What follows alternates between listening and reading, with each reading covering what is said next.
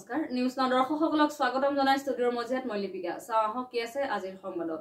পশ্চিম যোৰহাট সাংবাদিক সংস্থাৰ উদ্যোগত 21 এপ্ৰিল দেওবাৰে ৰাষ্ট্ৰীয় পথৰ কাষত চাৰিঙীয়া কৈলাশপতি ভৱন লখিমীত পালন কৰা হয় নিউজ নাওৰ এক বিশেষ প্ৰতিবেদন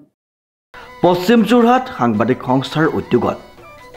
বসন্ত উৎসৱ 21 এপ্ৰিল দেওবাৰে ৰাষ্ট্ৰীয় পথৰ কাষৰ চাৰিঙীয়া কৈলাশপতি ভৱন লখিমীত পালন কৰা হয় উল্লেখযোগ্য যে বিজয় শংকৰ বৰদলৈয়ে বন্তি প্ৰজ্বলন কৰি শুভাৰম্ভ কৰাৰ বসন্ত উৎসৱত যোৰহাটৰ ৰংমন দলে বিহু প্ৰদৰ্শন সপ্ত সমন্বয় দলে হুঁচৰি প্ৰদৰ্শন মেলেঙৰ সন্ধানী মহিলাসকলে জেং বিহু প্ৰদৰ্শন আজান গাঁৱৰ কিশোৰীসকলে আৰু যোৰহাট সমন্বয় ক্ষেত্ৰৰ শিল্পীসকলে বাৰেৰহণীয়া অনুষ্ঠান প্ৰদৰ্শনৰ উপৰিও কণমানি শিল্পী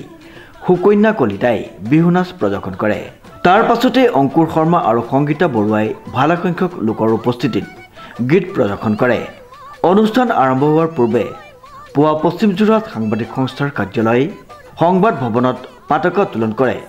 সংস্থাৰ সভাপতি ৰমেন শইকীয়াই উপ সভাপতি মৃদুল হাজৰিকাই বন্তি প্ৰজ্বলন মুখপত্ৰৰ সম্পাদক সঞ্জীৱ হাজৰিকা সম্পাদক প্ৰাঞ্জল প্ৰতিম বৰা সহকাৰী সম্পাদক পংকজ কুমাৰ দাস সদস্য প্ৰশান্ত গায়নে একোটাকৈ গছপুলি ৰোপণ কৰে উল্লেখযোগ্য যে পশ্চিম যোৰহাট সাংবাদিক সংস্থাই বিগত দুবছৰৰ দৰে এই বছৰো বসন্ত উৎসৱ পালন কৰিবৰ বাবে